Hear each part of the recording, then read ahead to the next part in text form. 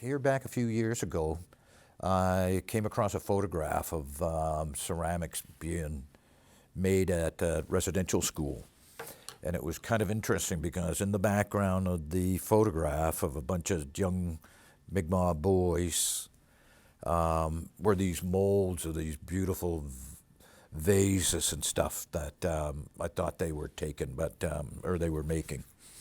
And so I made inquiries around First Nation communities, antique shops, and one particular shop got back in touch with me and did notify me that they had some ceramics from a residential school. So when I inquired as to what they might be, much to my surprise, they weren't the vases and stuff that I thought them to be. They were little bowls and cats and dogs, those kind of things.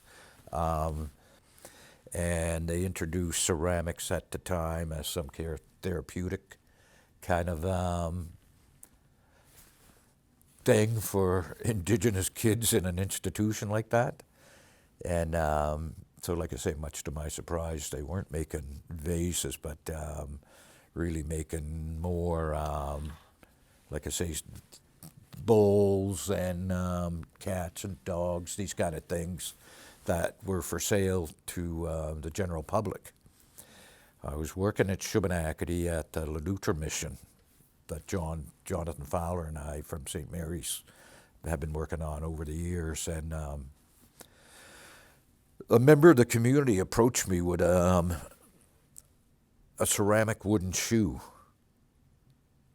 And on the reverse side of it was Shubenacadie, Nova Scotia.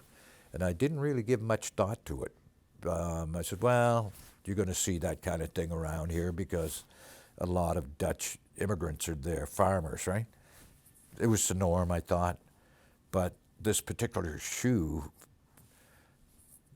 I came to discover that it was made at the made at the residential school.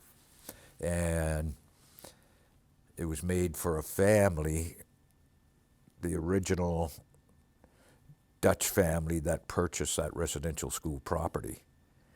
And so I passed that up unknowingly. I have some feelers out now to try to get it back. And but like I say, it was quite a surprise to come across the bowls and the little cats, and they'd still have a little sticker on the bottom, Indian Residential School, $1, so that was pretty common. They would produce things in a residential school, Indian day school and stuff like that, and it would be sold to the general public to raise money for who? Either, most likely, the church. Certainly wasn't going back to the children, but that's kind of the history on that. And of late, we've been discovering more of it out there.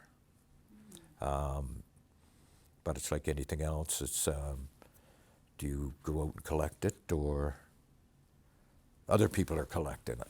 But it'd be nice to have some more, certainly. Yeah, now if they've, I would recommend if people have any of this in their possession now, we certainly are looking for it and would like to be notified of its existence. And if they would care to give us a call, please do, and inform us about it. It's a huge blank in the history of that residential school that we'd like to get back. It would be much like girls making the samplers, yes.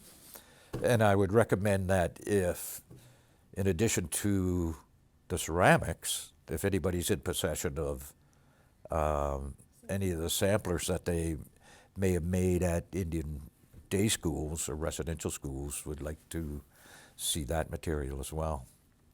And it's like a lot of stuff that was made by First Nation people during the 40s and 50s, 60s that went on sale to the public. Oh, they would have been making all sorts of indigenous craft basketry, you know, knick-knack whimsies, and it'd be great to see that stuff, all that material again.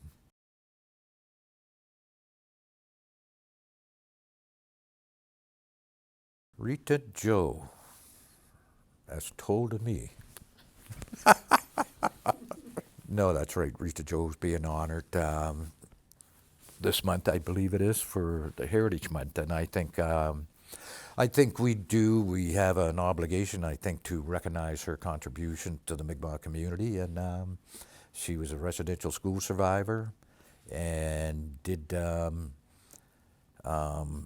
write a wonderful poem about losing her language, and I think that poem, she spoke for a lot of Mi'kmaq people because the loss of language was a really difficult and life-changing event for the culture.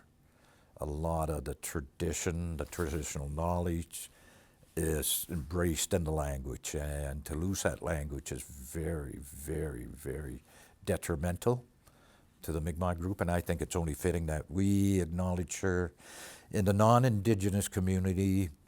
We acknowledge her, respect her, and remember her like we do in our community, and for her contributions.